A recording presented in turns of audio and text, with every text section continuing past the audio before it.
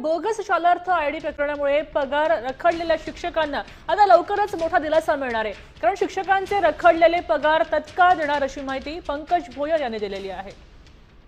शिक्षकांसाठी नक्कीच आनंदाची बातमी आहे।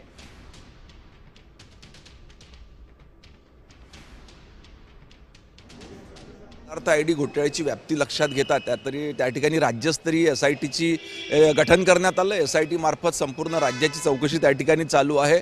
परंतु जर का काही ठिकाणी कोणाचाही दोष नसताना पगार जर का विलंबित होत असतील तर निश्चितपणे त्याची तातडीनं दखल घेऊन अशा सर्व शिक्षकांचे पगार तातडीनं करण्याचे निर्देश देण्यात येतील।